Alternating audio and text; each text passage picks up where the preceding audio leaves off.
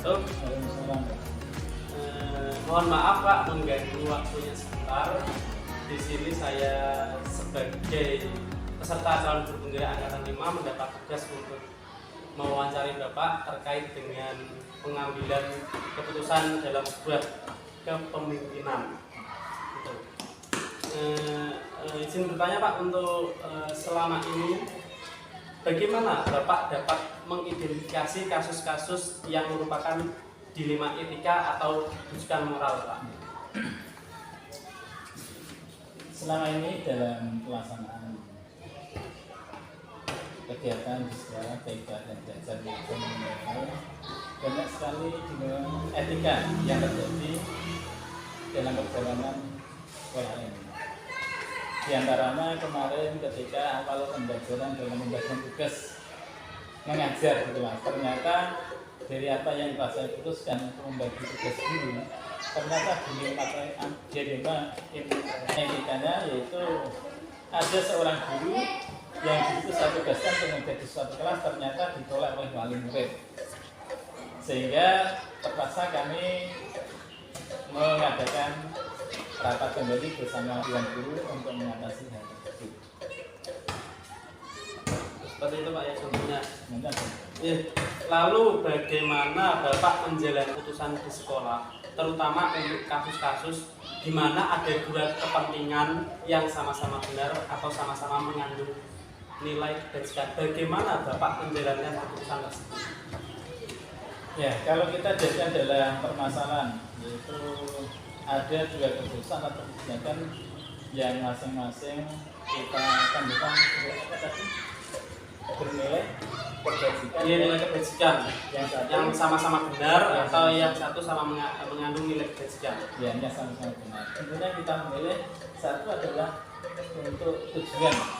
Apakah kebajikan itu sesuai dengan tujuan yang akan dicapai sekolah atau tidak? Karena suatu kebajikan yang benar, kemudian kebajikan, tapi kalau tidak sesuai dengan tujuan sekolah, tentunya kita kesampaian kita mengedepankan yang sesuai dengan visi dan misi sekolah kita. Jadi harus sesuai dengan tujuan. Oh gitu. Lalu Pak, langkah-langkah atau prosedur seperti apa yang biasa Bapak lakukan selama ini untuk pengambilan sebuah keputusan? Yang selama ini kami lakukan untuk mengambil keputusan kaitannya dengan yang berkaitan dengan tentunya kita berkolaborasi, kemudian bekerja sama dengan berbagai pihak, terutama satu dengan panitia sekolah, dengan dewan guru, dan juga ditambahkan juga dengan para wali murid kaitannya membicarakan segala hal yang berkaitan dengan hal yang berhubungan dengan sekolah yang akan datang untuk melaksanakan sekolah. Dari koridor sekolah dilibatkan kita semua untuk sama-sama berperan aktif dalam pengembangan sekolah. Lalu hal-hal apa saja Pak yang selama ini Bapak anggap efektif dalam pengambilan keputusan? Apakah maksudnya ada cara-cara efektif yang Bapak gunakan untuk mengambil sebuah keputusan tersebut? Ya. Dengan mengambil keputusan tentunya kita harus pelajari dulu agar permasalahan yang terjadi. Setelah kita tahu permasalahan dan nanti akibatnya bagaimana, baru kita nanti dapat membuat suatu keputusan terkait dengan permasalahan tersebut. Apakah nanti kita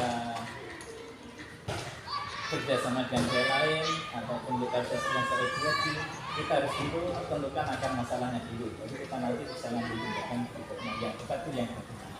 Itu selama ini yang kami lakukan seperti itu. Berarti mempelajari Dan karakter masalahnya seperti apa, berarti terus dari tiap-tiap karakter Bapak memiliki cara-cara tersendiri untuk menyelesaikan. Tidak semua dilakukan sama. Gitu. Pak, hal-hal apa saja yang selama ini menjadi tantangan Pak dalam pengambilan sebuah keputusan? Setiap keputusan masing-masing punya tantangan. Dan tantangan itu bermacam-macam Pak. Karena kita itu kalau sebagai kepala sekolah saya juga menerapkan putusan seperti contoh tadi awal adalah kita memberikan hak seorang guru untuk mengajar, Iya. itu hak mereka, kita memberikannya. Ternyata yang lain tidak setuju karena wali murid juga menilai guru-guru tersebut mempunyai karakter dan kinerja yang mereka menilai kurang cocok. Akhirnya kita harus berpikir kembali bagaimana untuk menekan keduanya. Gitu. Jadi bagaimana murid bisa menerima dan guru tersebut juga kita berikan haknya untuk bisa mengajar.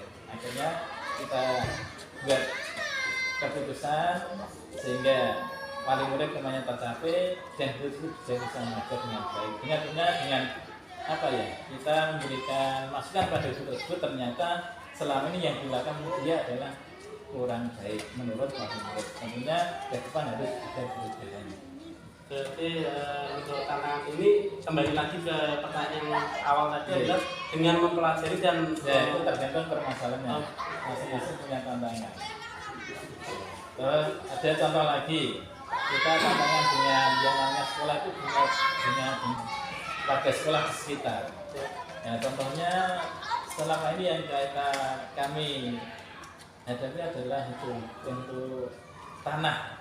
Ternyata karena tanah kita itu agak luas, kurang terawat, ternyata pihak dari tetangga merawat tanah kita. Nah itu statement nanti apakah dia itu hanya memakai atau selamanya kita kurang tahu, dan nanti untuk ke depan nanti kita sudah bisa bicara dengan pemerintah desa untuk meluluskan hal tersebut. Tantangan seperti itu memang banyak Pak untuk di sekolah, terutama kepala sekolah. Lalu terkait tantangan tadi Pak, apakah Bapak memiliki sebuah tata kelola atau jadwal tertentu dalam sebuah penyelesaian kasus sehingga dapat tercipta sebuah keputusan Pak? Menurut saya untuk menyelesaikan masalah tadi ya kita sesuaikan dengan akar permasalahan, kemudian bagaimana kita menyelesaikan, apakah mampu secara pribadi kita selesaikan ataupun kita harus mengajak pihak ketiga atau pihak lain, atau bagaimana kita nanti melihat permasalahan. Kalau memang kita secara pribadi bisa tidak terlalu melibatkan orang banyak, bisa menyelesaikan lebih baik. Tapi kalau kita perlu dan sangat memerlukan bantuan orangnya, kaitannya tadi seperti tanah itu, karena tanah ada kaitannya dengan desa, dengan surat menyurat, tentunya tidak kita selesaikan dengan pribadi Pak, karena kita harus punya data. Nah, data itu yang ada pada desa, datanya seperti. Jadi semua persoalan nanti kita selesaikan dengan sebaik-baiknya dengan data-data yang diperlukan. Kalau kita yang perlu ya lain kita sudah punya dengan ya. Berarti terkait jadwal dan tata kelola ini kaitannya dengan skala prioritas Pak ya, mana yang lebih urgent tuh harus didahulukan, yang sekarang bisa itu yang kita dahulukan. Lalu Pak, apakah ada seseorang atau faktor-faktor yang selama ini mempermudah Bapak dalam membantu menyelesaikan sebuah permasalahan, kemudian Bapak membuat suatu keputusan? Ya, selama ini saya berterima kasih sekali pada yang pertama adalah Bapak Ibu Dewan Guru yang selama ini saya anggap bisa bekerjasama. Jadi kami satu palsu dan menjadi bukan malah terbantu dengan adanya Bapak Ibu Dewan Guru yang sama-sama berkoordinasi membantu semua persoalan sekolah kita musyawarahkan, sehingga bukan kepala sekolah dengan terbantunya Bapak Ibu Dewan Guru menjadi lebih ringan. Yang kedua adalah bantuan dari komite sekolah yang saya anggap aktif dalam mengikuti dan membantu pelaksanaan kegiatan di sekolah. Yang ketiga, pemerintah desa juga perhatian kepada desa juga baik pada sekolah, terutama untuk kaitannya surat menyurat, kemudian bantuan juga dari desa kelihatannya ada tidak ada masalah. Berarti melibatkan banyak pihak ini Pak ya, untuk membuat sebuah keputusan dalam penyelesaian masalah. Terima kasih Pak waktunya menjawab pertanyaan-pertanyaan yang kami ajukan. Semoga kedepannya Bapak selalu diberi kesehatan dalam memimpin sekolah ini dan dapat membuat sebuah keputusan dengan bijak. Terima kasih Pak.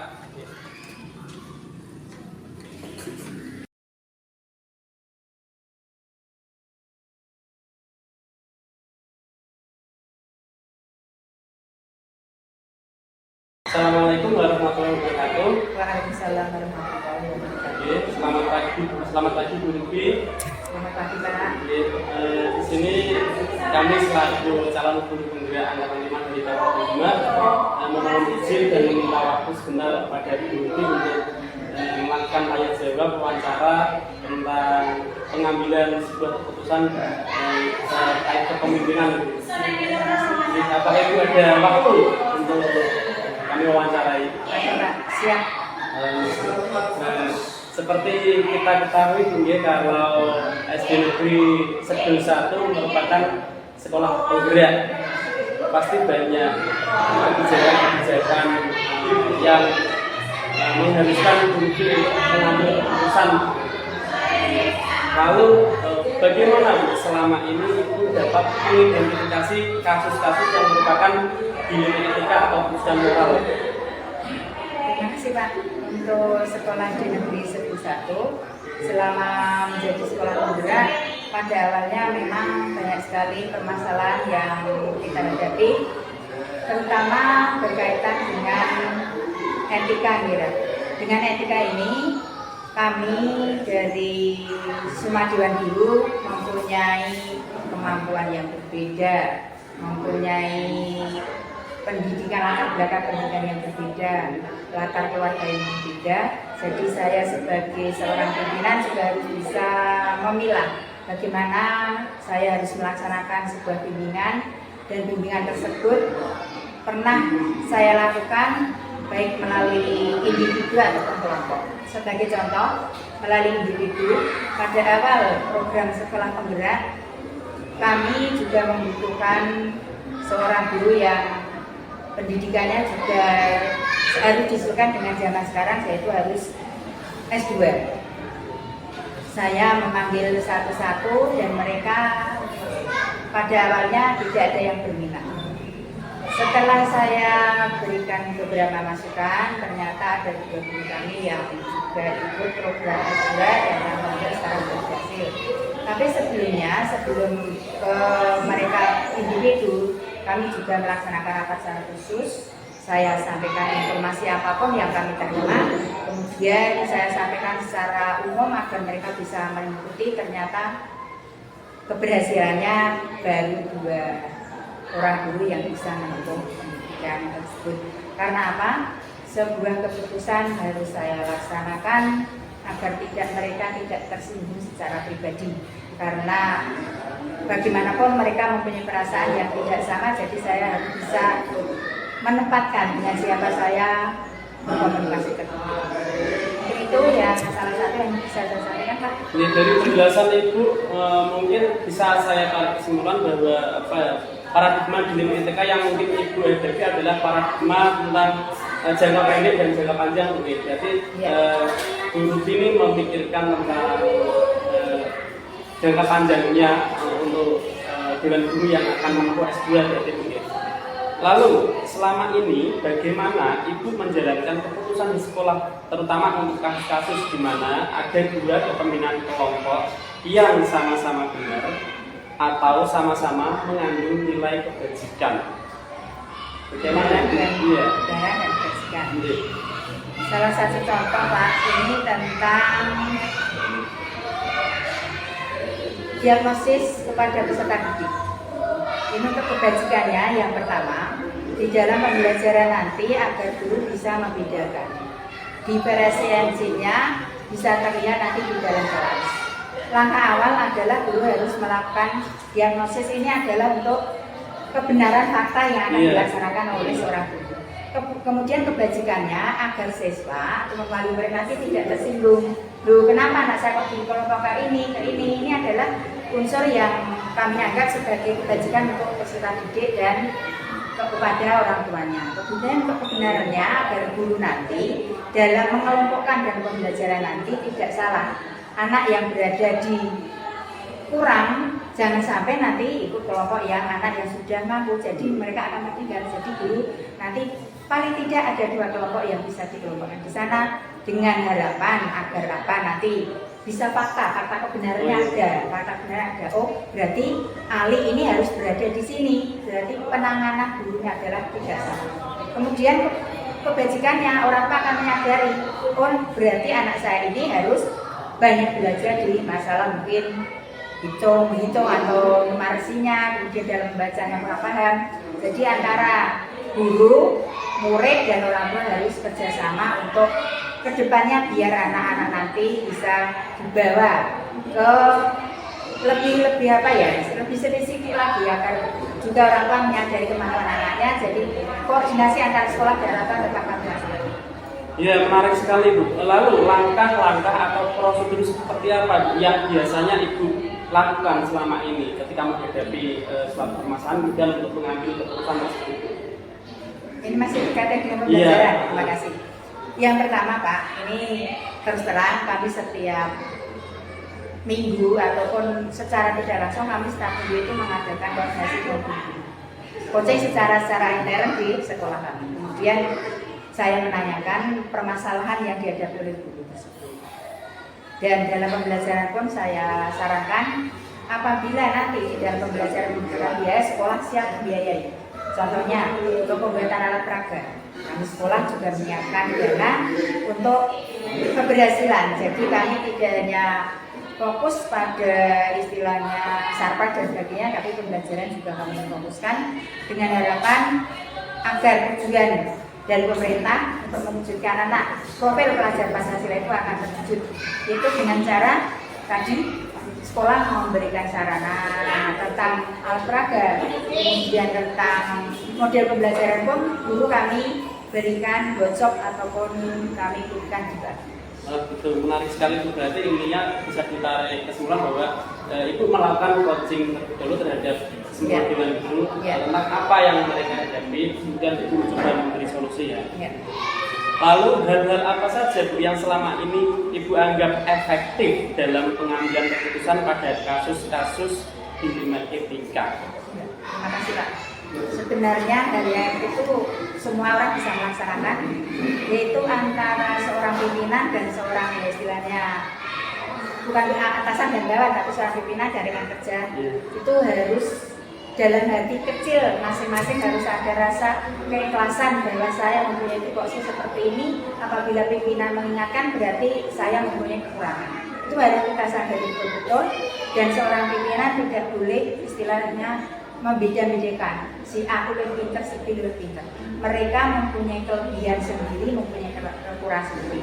Dari kekurangannya itu mari teman-teman yang lain akan menutup kekurangan satu dulu, kemudian yang kelebihan mari kita kumpulkan pada teman-teman. Jadi dari kekurangan dan kelebihan kita kumpulkan, kemudian nanti kita saling istilahnya saling curhat ataupun saling diskusi kemudian baiknya bagaimana. Secara tidak langsung kami melaksanakan seperti itu, walaupun mungkin di jam istirahat kami sambil bercanda, nanti mereka bercerita, oh sebaiknya begini. Ya, saya sebagai baik kepala sekolah ya bisa merisum perkataan mereka, kemudian pas rapat nanti kita sampaikan saran. Jadi kami rutin minimal secara 1 bulan, tapi untuk kita ngomong coaching itu ada 1 minggu, setiap permasalahan langsung kita omongkan di sana, kita bisa di sana. Berarti Ibu melakukan coaching tapi tidak terasa gitu ya? Iya. Maksudnya untuk mengidentifikasi hal-hal yang berkaitan dengan kekurangan atau kelebihan guru, jadi tidak terasa. Lalu hal-hal apa saja Bu yang selama ini merupakan tantangan dalam pengambilan keputusan dalam sebuah penyelesaian kasus dilema etika? Seperti itu. Apakah ada tantangannya? Oh, banyak Pak tantangannya. Pertama, seandainya saya menemukan sebuah permasalahan, kemudian hari itu akan saya sampaikan pada guru. Akan tapi kebetulan guru mengikuti kegiatan di luar, jadi waktu akan tertunda. Pertama adalah kami untuk komunikasi secara lengkap satu keluarga, satu sekolah itu sangat sulit untuk menyamakan satu hari harus bisa semua, itu sangat sulit. Apalagi sekarang banyak guru yang mengikuti kegiatan seperti PPG, kemudian ada yang prajar dan sebagainya, jadi kami agak sulit untuk menyinkronkan waktu. Yang kedua, memang sebagai seorang kepala sekolah juga harus bisa melihat kondisi guru Pak. Apakah guru tersebut kira-kira kalau saya sampaikan permasalahan seperti ini dia akan menerima? Nah itu cara yang harus saya saya tempuh. Ini kadang terus terang saya karena mereka itu seumuran anak saya, jadi saya menganggap itu sebagai anak saya. Jadi suatu saat ya saya menggunakan bahasa yang tidak, ya bahasa Moko, agar apa? Mereka lebih dekat, lebih kalau ada apa-apa lebih bisa curhat kepada saya. Dan harapan mereka tidak merasa takut. Oh itu saat itu kelas-kelas takut, tidak itu jadi. Dan saya sering istilahnya gojek ataupun guyur. Jadi mereka secara tidak langsung akan menyampaikan permasalahan. Kemudian saya pun bisa menyelipkan sedikit-sedikit ke sana agar tidak merasa bahwa saya itu adalah merupakan apa ya, harus kamu begini tidak. Tapi saya dengan cara ini mbak harus begini, harus ini, besok harus begini, jangan diulang lagi. Ini secara tapi tidak secara formal ya tidak. Tapi kami sering melaksanakan secara istilahnya secara santai. Berarti dari tantangan-tantangan yang Ibu kemukakan tadi tentang yang pertama adalah masalah waktu untuk mengumpulkan semua rekan guru itu, terus yang kedua adalah rasa diterima atau tidak itu dari masing-masing rekan guru. Lalu apakah Ibu memiliki sebuah tata kelola atau jadwal tertentu dalam sebuah penyelesaian kasus dilema etika? Apakah Ibu langsung menyelesaikan di tempat atau memiliki sebuah jadwal khusus untuk menyelesaikannya? Lalu bentuk atau prosedurnya itu seperti apa? Untuk kasus, ya Pak, karena kasus kan tidak setiap saat. Iya, betul. Itu saya laksanakan, saya tangani secara langsung. Karena apa? Dengan harapan kejadian ini mereka masih istilahnya masih hangat, jadi belum lupa. Saya harus bisa mengambil keputusan secara tegas karena seandainya nanti kasus ini diterima, didengar oleh orang lain, mungkin sudah mendapat bukti di sana. Akhirnya tidak asli kasus itu. Dan kemungkinan pun saya tidak secara langsung, tapi saya mengambil waktu beberapa saat untuk mencari solusi agar mereka tidak. Yang pertama itu jangan sampai menyinggung hati Pak. Karena apa? Apabila guru sudah merasa sering mungkin mereka merasa tersakiti atau merasa dihina, itu dirinya akan merasa rendah diri. Kemungkinan akan ada rasa tidak suka kepada diri. Dan itu saya tidak ingin seperti itu. Jadi saya memang mereka juga mempunyai karakter yang berbeda. Saya bisa harus menyesuaikan kepada karakter mereka. Kalau mereka yang sudah agak dewasa ya saya agak istilahnya agak keras saya berani. Tapi mas bagi yang muda karena tempat wilayah kerja kami masih muda, jadi saya istilahnya saya anggap sebagai seorang ibu dan anak mereka biar menganggap tidak terlalu ya mereka mungkin secara apa itu salah sekurang-kurang pas, tapi saya mengingatkan tidak kamu salah sih tidak mbak untuk pekerjaan ini atau contohnya menangani anak seperti ini tolong jangan itu tidak disiplin. Contohnya kemarin ada anak yang jatuh sampai orang tua pun datang dan marah-marah, jadi saya juga bisa orang tua bisa saya jangan dengan harapan apa? Kalau saya menanggapi mereka pasti akan lebih tinggi lagi harganya. Kemudian setelah kejadian tersebut, wali kelasnya atau guru kelasnya langsung saya datang ke rumahnya dengan pertama minta maaf kejadian, yang kedua juga berusaha memberikan pengobatan semampu kami. Itu adalah hal yang pernah kami lakukan. Kemudian untuk masalah-masalah contohnya anak yang sering nangis di kelas pulang itu pun juga kami tangani secara khusus dengan waktu yang secara stabil tersebut, tapi tidak secara jam tersebut dan waktu ya. Terus kemudian adakah seorang atau faktor yang selama ini mempermudah membantu Ibu dalam membuat atau mengambil sebuah keputusan? Oh iya Pak, semua guru kami alhamdulillah mendukung dan mereka juga merespon setiap apa yang kita programkan. Kemudian walaupun di sini banyak istilahnya tantangan ataupun banyak kendala, tapi kami bisa untuk memecahkan suatu persoalan agar kehidupannya bisa selesai. Dan karena apa? Suatu saat kami akan mendapatkan tantangan. Jadi ini silakan kita besok siap menghadapi tantangan. Tantangan pasti ada. Terima kasih Bu atas waktu yang diberikan kepada saya untuk sharing tentang cara pengambilan keputusan dalam kepemimpinan. Semoga kami dapat mengambil pelajaran dari apa yang disampaikan. Terima kasih sekali lagi. Assalamualaikum warahmatullahi wabarakatuh. Waalaikumsalam warahmatullahi wabarakatuh.